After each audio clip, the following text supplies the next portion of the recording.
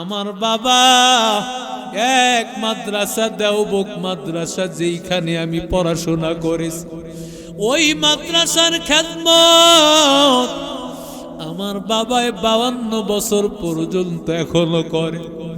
মাদ্রাসার জন্য এক আল্লাহর বান্দার কাছে যখন চাইতে গিয়েছে, আজ থেকে বহু বছর আগের কথা, যেই সময়ে দেওবক মাদ্রাসায় ডেকচির মধ্যে চুলার আগুন জ্বলতেছে, চুলার মধ্যে পানি আছে কিন্তু ভাত নাই, চাল নাই। চাল যদি বাহির থেকে আসে ডেকে বসবে, রান্না হবে, ছাত্ররা খাবে। ওই সময় বড় অভাব। এক আল্লাহর বান্দা রাগ হইয়া আমার বাবারে বলে, তুই একটা গাধা।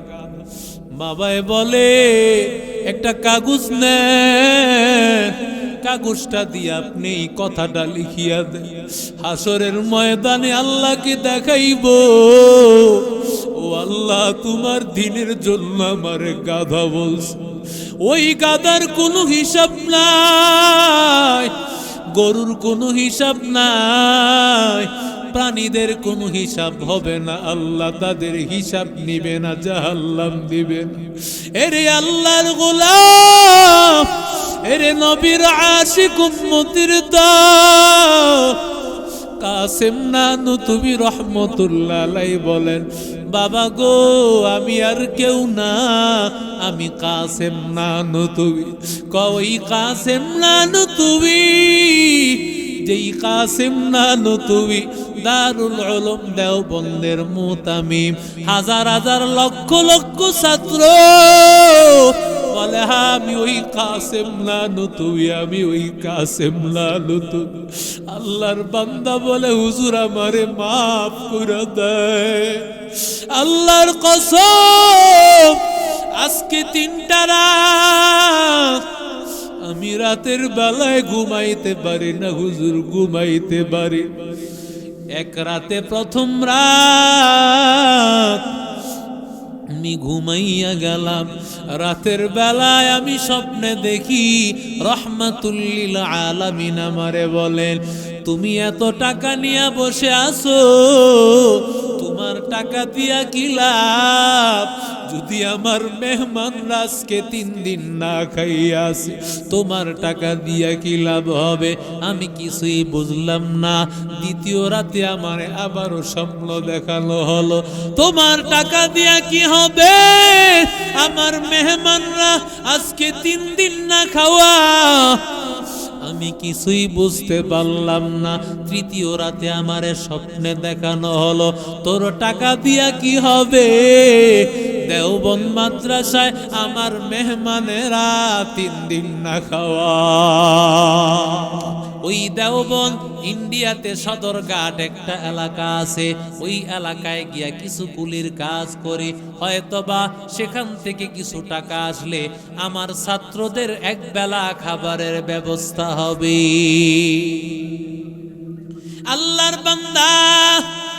আল্লাহর বান্দা চলিয়া যায়। সেই সদরঘাটে যাওয়ার পর সেখানে গিয়া দেখে কিছু মানুষ যারা কাজ করে তাদের ইউনিফর্ম আছে, আলাদা পোশাক আছে। আল্লাহর বান্দা চিন্তা করলেন, আমি তো এখানে কাজ করতে পারবো না, কারণ এখানে কাজ করার নির্দিষ্ট কিছু লোক আছে, তারাই তো কাজ করবে, আমারে তো কাজ করতে দিবে না। আল্লাহর বান্দা ডাক দিয়া বলে, ভাই আমার একটা পরিবার আছে, বড় একটা পরিবার আছে। ওই পরিবার এমন, ওই পরিবার আল্লাহর কালাম তেলাওয়াত করে, সব সময় নামাজ পড়ে, আল্লাহকে ডাকে, নবীর তরিকা অনুযায়ী চলে। ওই মেহমানগুলো আজকে 3 দিন হয় খাবারের ব্যবস্থা নাই। যদি তোমরা আজকে আমার একটু সুযোগ দাও, তাহলে আমি কুলির কাজ করিয়া যা টাকা পাইব আমার ছাত্রদের মেহমানদারি করব। এরি আল্লাহর গোলাম সবাই বলল, হ্যাঁ, কোনো চিন্তা নাই, আমরা আমাদের অংশ ছাড়িয়া দিলাম, আজকে আপনি কাজ করবেন। এমন সময় তাকাইয়া আছে, একটা লঞ্চ দূর থেকে আসতেছে। দূর থেকে সবাই বলতেছে, টেনশন নাই, টেনশন নাই, আজকে কাজ আমরা কেউ করব না, বরং আজকে কাজ করবে আমাদের এই হুজুর। কেউ কিন্তু তারে তেমন চিনি না, কিন্তু দেখেছি লেবাস বড় সুন্দর। কারণ যাদের মধ্যে দ্বীন আছে, যাদের মধ্যে আল্লাহর ভয় আছে, আলেম উলামা দেখলে দিলটা মহব্বত হয়, দিলটা আনন্দ হয়, সম্মান করে, ঠিক কিনা? এরে আল্লাহর গোলাম, এবার যখন লঞ্চটা ফিরে গেল, কাসেম নানুতুবি রহমতুল্লাহি আলাইহি তিনি লঞ্চের মধ্যে উঠিয়া যান। লঞ্চের মধ্যে উঠিয়া তিনি গাট্টিটা মাথায় নিলেন, দুইটা গাট্টি, দুইটা লাগেজ মাথায় নিলেন। একটু চিন্তা কর, দারুল উলুম দেওবন্দ মাদ্রাসা সাধারণ কোনো মাদ্রাসা না। ওই মাদ্রাসার মুতামিম সাহেব, যেই মাদ্রাসার প্রতিষ্ঠাতা হলেন রাহমাতুল লিল আলামিন, যেই মাদ্রাসার সম্পর্ক ডাইরেক্ট আল্লাহর সাথে, ওই মাদ্রাসা লক্ষ লক্ষ ছাত্র এই মাদ্রাসা থেকে বের হয়ে বড় আলেম হয়ে গেছে। এত বড় মাদ্রাসার মুতামিম সাহেব মাদ্রাসার মহব্বতে তিনি দুইটা লাগেজ মাথায় নিলেন। মাথায় নিয়া এবার নিচে নামাইয়া দিবেন, এমন সময়ে বলতেছেন আরো কিছু কাজ আছে, লাগেজটা নামাইও না, বরং লাগেজ দুইটা নিয়া দেওবন্দ এলাকায় নিয়ে যাইতে হবে। আল্লাহু আকবার বলবেন। দেওবন্দ এলাকায় দারুল উলুম দেওবন্দ মাদ্রাসা। আল্লাহর বান্দা কাসেম নানুতুবি আল্লাহকে বলেন, ও মালিক, ও আল্লাহ, যেই লজ্জা থেকে বাঁচার জন্য এই সদরঘাট এলাকায় আসলাম, ওই লজ্জায় বুঝি পড়তে হইল।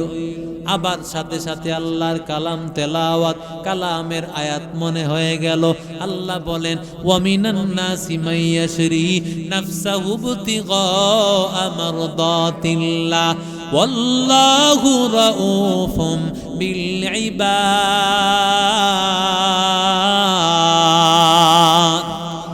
যারা আল্লাহকে রাজি করার জন্য নিজেকে বিলাইয়া দেয়, নিজের জানটা বিলাইয়া দেয়, নিজের মাল বিলাইয়া দেয়, আল্লাহ বলেন আমি আল্লাহ তাদেরকে জান্নাতের মালিক বানায় দিব। ইয়া ইলাহি তু মেরা মাবুদ হায়, ইয়া ইলাহি তু মেরা মাশুক হায়, ইয়া ইলাহি তু মেরা গফফার হায়, ইয়া ইলাহি তু মেরা সাত্তার হায়।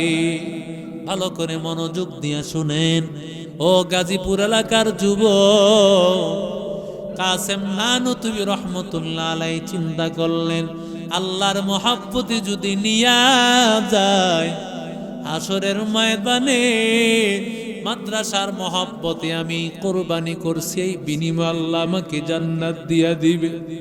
আল্লাহর ওলি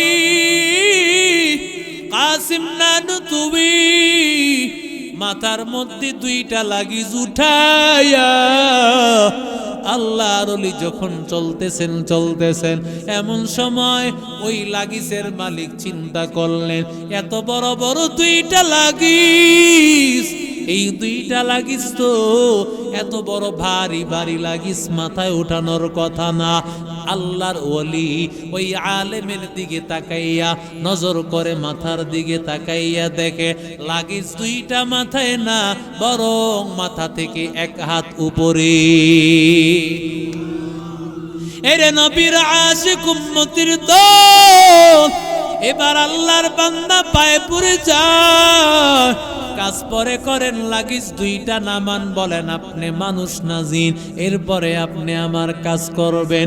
আল্লাহর বান্দা কাসেম নানুতুবি চোখের পানি ফালাইয়া দিলেন আর বলেন, মালিক ও আল্লাহ, ও দয়ার মালিক, আয় আল্লাহ, শেষে বুঝি আমার নামটাও তুমি প্রকাশ করিয়া ফেলবা।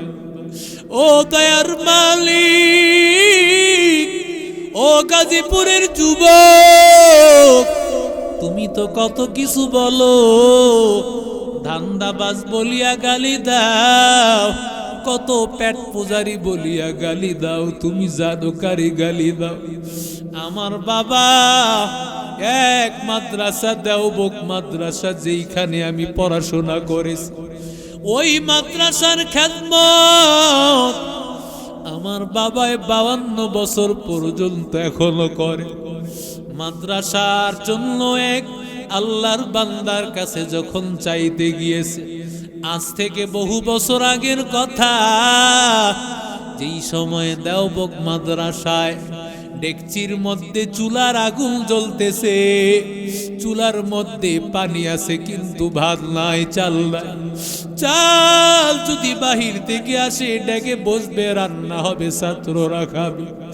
ওই সময় বড় অভাব, এক আল্লাহর বান্দা রাগ হইয়া আমার বাবারে বলে, তুই একটা গাধা। বাবায় বলে, একটা কাগজ নেন, কাগজটা দিয়ে আপনি এই কথাটা লিখিয়া দেন, হাসরের ময়দানে আল্লাহকে দেখাইব, ও আল্লাহ তোমার দিনের জন্য আমারে গাধা বলছে। ওই গাধার কোনো হিসাব নাই, গরুর কোনো হিসাব নাই, প্রাণীদের কোনো হিসাব হবে না, আল্লাহ তাদের হিসাব নিবে না, জাহান্নাম দিবে না। এরে আল্লাহর গোলাম, এরে নবীর আশিক উম্মতির দল, কাসেম নানুতুবি রহমতুল্লাহ আলাইহি বলেন, বাবা গো, আমি আর কেউ না, আমি কাসেম নানুতুবি। কই কাসেম নানুতুবি, যেই কাসেম নানুতুবি দারুল উলুম দেওবন্দের মুতামিম, হাজার হাজার লক্ষ লক্ষ ছাত্র বলে, হ্যাঁ আমি ওই কাসেম নানুতুবি, আমি ওই কাসেম নানুতুবি। আল্লাহর বান্দা বলে, হুজুর আমারে মাফ করে দেয়। আল্লাহর কসম, আজকে 3টা রাত আমি রাতের বেলায় ঘুমাইতে পারি না হুজুর, ঘুমাইতে পারি।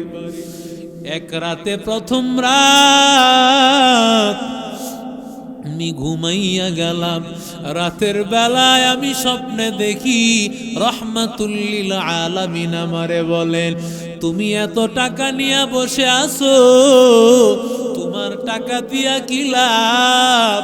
যদি আমার মেহমানরা আজকে 3 দিন না খাইয়া আসে, তোমার টাকা দিয়া কি লাভ হবে? আমি কিছুই বুঝলাম না। দ্বিতীয় রাতে আমার আবারও স্বপ্ন দেখানো হলো, তোমার টাকা দিয়া কি হবে? আমার মেহমানরা আজকে 3 দিন না খাওয়া। আমি কিছুই বুঝতে পারলাম না। তৃতীয় রাতে আমারে স্বপ্নে দেখানো হলো, তোর টাকা দিয়া কি হবে? দেওবন্দ মাদ্রাসায় আমার মেহমানেরা 3 দিন না খাওয়া। আল্লাহু আকবার বলে, আমি 2টা লাগিস টাকা নিয়া আমি চিন্তা করেছি দেওবন্দ মাদ্রাসা আমি যাব, সেখানে নিয়ে টাকা দিব। এরে আল্লাহর বান্দা, তুমি মনে করতেছো এই মাদ্রাসা এমনি এমনি হয়েছে? না না, আমাদের মুহতামিম সাহেবেরা, আমাদের আকা পীর কাসেম নানুতুবি, আমাদের বড় বড় বুজুর্গ, তারা কত কষ্ট করেছে, এমনিতেই হয় না। দেখো আজকে 5 তলা 4 তলা বিল্ডিং হয়ে গেছে মাদ্রাসার। হুজুররা যদি চাইতো নিজের বিল্ডিং করার চিন্তা, মাদ্রাসার জন্য মানুষের কাছে হাত পাততো না। এরে আল্লাহর বান্দা, এরে নবীর আশিক উম্মতের দল, এখানে কার মা নাই একটু হাতটা তুলেন। মা নাই কার? কার হাতটা নামান। কার বাবা নাই একটু হাতটা তুলেন। অনেকেরই বাবা নাই, হাত নামান। যার মাও নাই বাবাও নাই এমন কারা কারা আছে হাত তুলে। অনেক আল্লাহর বান্দা হাত নামান। আজকে ওই মা বাবাকে হারাইছো, মা বাবা হারাইছো, কত দামি সম্পদ হারাইছো রে বাংলা। যেই মা বাবা চেহারার দিকে তাকাইলে কবুল হয়, যেই মা বাবার চেহারার দিকে তাকাইলে মুচকি হাসি দিয়া সালাম দিলেই সাথে সাথে জান্নাতের দোয়ার খুলিয়া যায়, ওই মা বাবা যদি বাঁচিয়া থাকতো, মা বাবার হাতে আজকে 5,000 10,000 টাকা দিলে মা বাবায় তোরে কলিজা দিয়া দোয়া করতো। আজকে ওই মা বাবা নাই। ওই মা বাবার জন্য আমি এমন কিছু মর্দে মুজাহিদ কোরআনের মহব্বতকারী দেখতে চাই।